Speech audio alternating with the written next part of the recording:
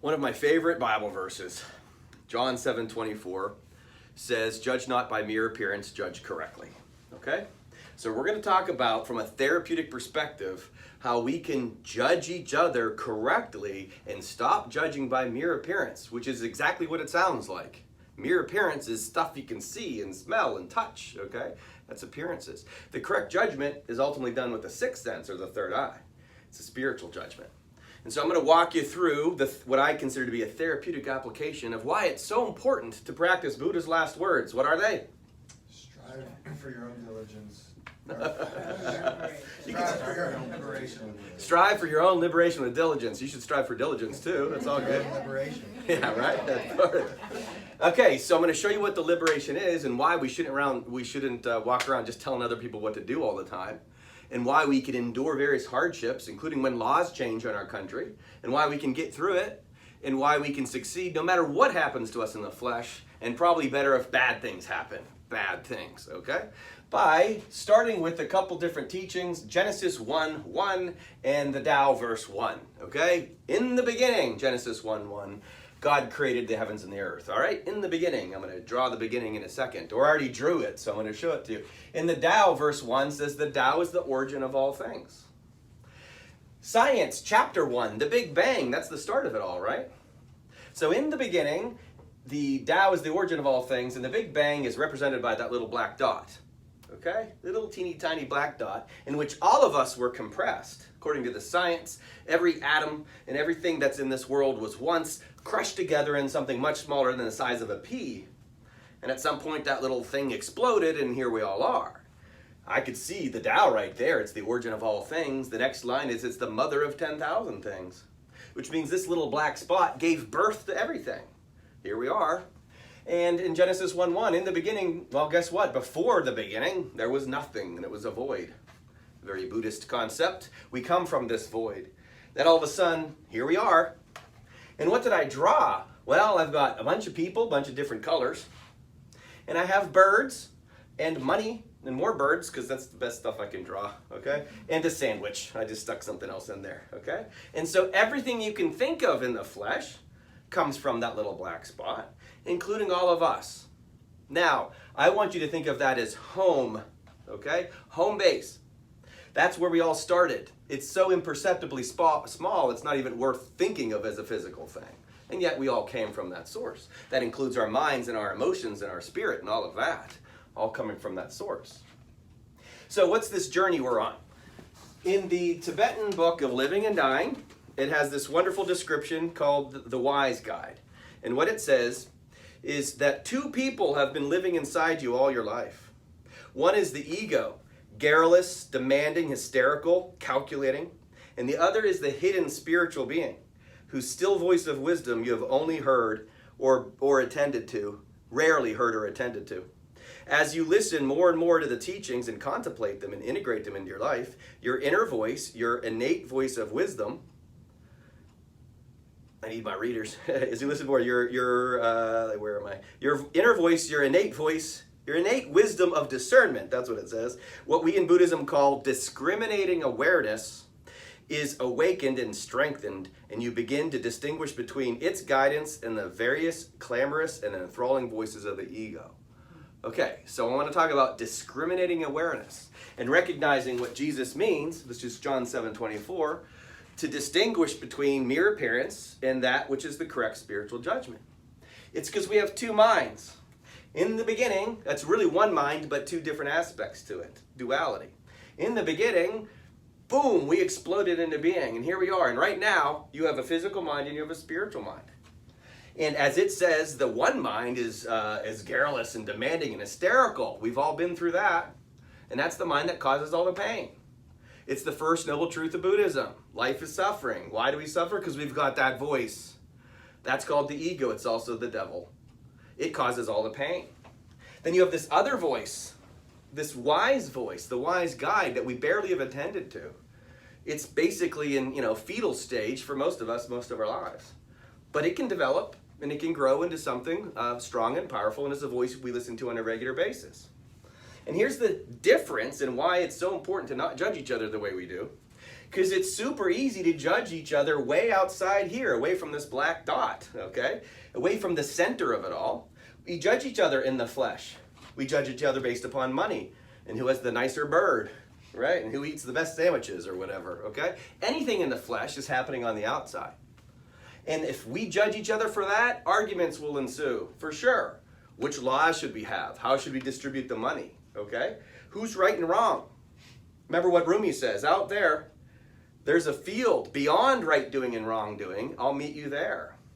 And then he's talking about that. Can we get past all the who's right and who's wrong stuff? See, you have one voice that says it's all about right and wrong.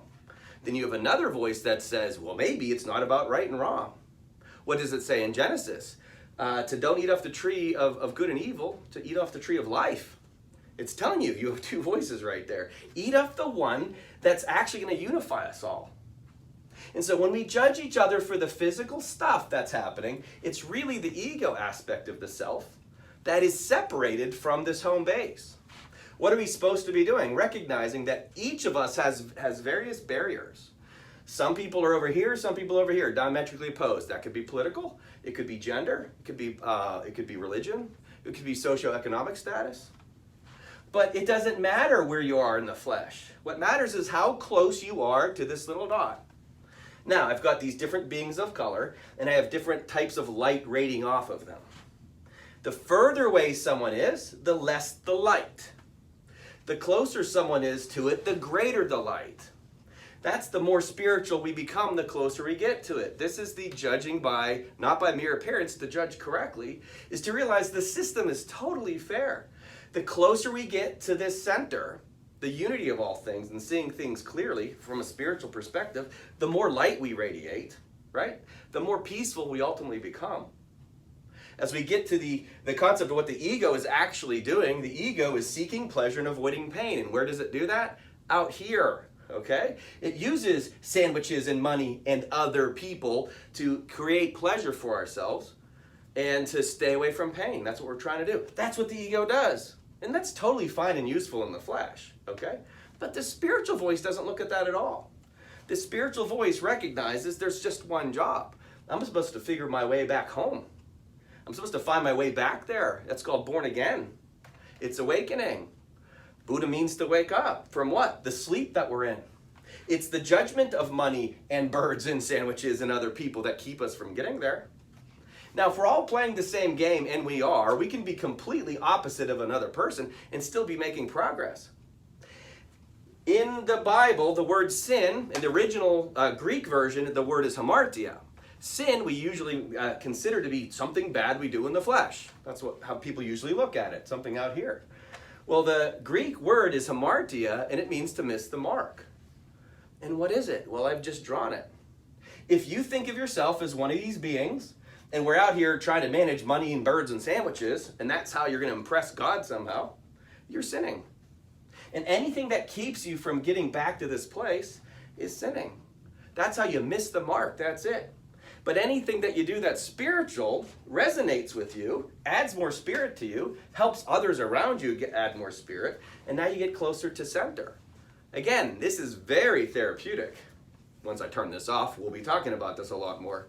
But anybody that practices this recognizes it's obvious. It's very obvious because it works. The more spiritual you are, the more patient you are, the more forgiving you are, the more merciful you are, the more wise you are, the more effective you are.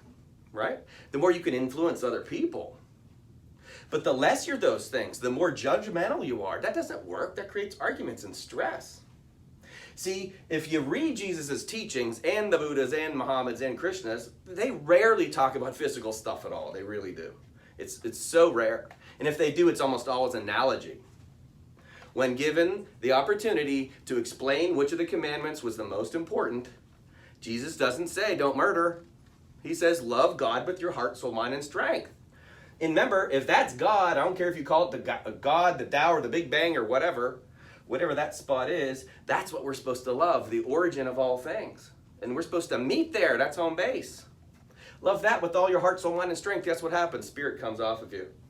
And what can you know about that? See, I put this one closest, and so it's got the most light. Those in the flesh who aren't being spiritual I don't know, they might be winning Super Bowls. They might be elected president, right? They might be gorgeous. They might have everything in the flesh, a whole bunch of birds and sandwiches. That might be what they have. But easier for a camel to fit through an eye of a needle than a rich man to get in the kingdom of heaven. If this is the kingdom of heaven, the more stuff you have, the harder it is. That's the teaching. Not impossible. He says it's easier if you don't have all this stuff, because you're going to work on the spiritual part much more naturally. It's just harder for rich people who have all the physical stuff, because they're not sitting around watching these videos or thinking about this stuff. Again, it's adversities. Now, problem with that is when we go through adversities, remember, we're talking about discriminating awareness, our ability to say what is good and what is bad. The ego does that all the time in the flesh, but the spirit says something completely different. What does the ego say? The ego says, this is bad, this is unfair, this is boring, you are different, I'm different, you're better, you're worse, I'm better, I'm worse. That's what the ego says. It judges all the time by mere appearance. Why are some people different than others? In the flesh, if their ego is making that determination, they're saying there's a quality of good or bad. This is preferable to that. That's what the ego does. The spirit does something completely different. In 1 Corinthians 13:7, love hopes all things and endure all things. That wraps it all up. Okay, because all of this stuff that the ego is saying, the spirit will endure, and it'll get through it, and it'll be hopeful during it, and it'll trust it. Okay, love, which is found in that center, unites everything. As Jesus says, don't just love your friends, you have to love your enemies too. You have to love adversity. When things don't go your way, you gotta love that. Because that's how you get the spirit off of you. If it's just sitting around rooting for things to go well, that's what the ego's doing. Remember, the ego tries to seek pleasure and avoid pain. But the spirit embraces such dualities. It includes pleasure and pain. The spirit knows that pain is okay. Pain is part of it, hence Jesus getting crucified. It's an important part of it because we all go through it to get rid of the ego. In order to tame that thing, we need to beat it up. And the world's going to do that for us anyways. All we have to do is go with the flow, which if the Tao's about anything, it's that.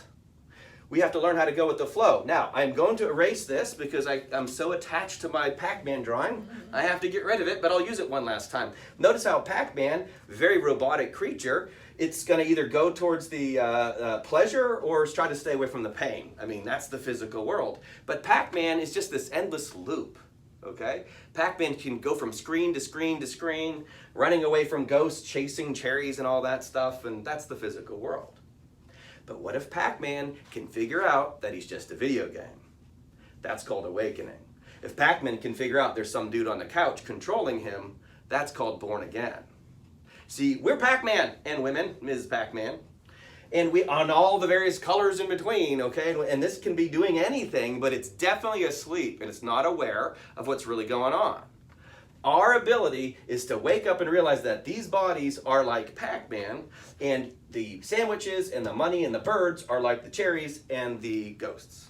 Okay? The waking up quality, the spiritual quality, is to recognize that all of us have the opportunity to do this. And if you have an enemy that's not doing this, guess what? They've got some work to do, and you can just let them go at their own rate and their own pace. Forgive them, they know what they do. How many people are sitting around talking about this right now? Not many. Certainly not in the United States, okay? But if you're doing it, strive for your own, want to try it again? Strive for your own liberation with it. Okay. The liberation is to break free from the trappings of all this stuff, to anchor yourself back, as it says in the Tao, to anchor yourself in the Tao, to go back to that spot, right? Recognizing that all of this stuff can be true in the flesh. There's no doubt that war is bad, and cancer is bad, and traffic jams are bad. And Tom Brady winning Super Bowls for the Patriots is bad. But for the Buccaneers, it's pretty good. Okay? The ego says all that stuff. And we endure all that stuff. See, that's something the spirit does. Once you endure it and you recognize, oh, I understand the point. I'm going through this adversity so I can get back to here. So what's the therapeutic value? For sure, recognize that everyone else is doing this. They might not know it, but if they don't realize that they're working back to this place of unity, notice if this person comes back here and this person comes back here, they're going to meet, okay? They might seem so far apart. We've got so many people arguing about what's right and wrong. And they're missing the central equation here. Let's meet at the center. That's the point of it. And that does not mean political center. That's a completely different thing. To meet at the center of the universe, if you will, is to balance oneself. That's what striving for one's own liberation is. I think I covered everything. I'm going to erase this soon, too. To understand everything is to forgive everything. Madame de Stael, again, a couple of hundred years ago, she was a radical to be able to talk such philosophy back then in France. And the truth is once you understand this, it links together with John 7:24. To not judge by mere appearances, okay? To assume people are good or bad, or this one's going to heaven, this one's going to hell because of behaviors. The fact is if you understood it all, you could forgive everything. Because you know what's totally fair? We're in a giant game of hide and seek. Those that we're judging as good or bad for this reason or that reason, and then we have anger towards them. That anger is going to keep you out of getting there. Your judgment of yourself will keep you from getting there. Your shame and your guilt, instead of forgiving yourself, will keep you from getting there. But your irritation at others will keep you from getting there. Again, that's what sin is. Anything that's not spiritual. Notice how that's not behavioral. It's too easy to flip that stuff around. I do it as a therapist all the time.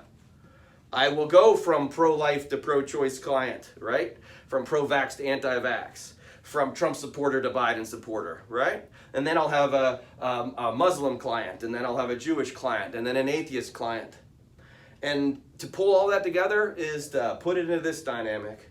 I don't try to convince anyone of anything, save for this one idea. We're all human beings. We're all spiritual beings having a human experience. We all come from this place. In the beginning, God created heavens and the earth. The Tao is the origin of all things. Big bang, here we are. And yet, where did we come from? All of us, the spiritual self in particular, came from this place. I'll meet you there.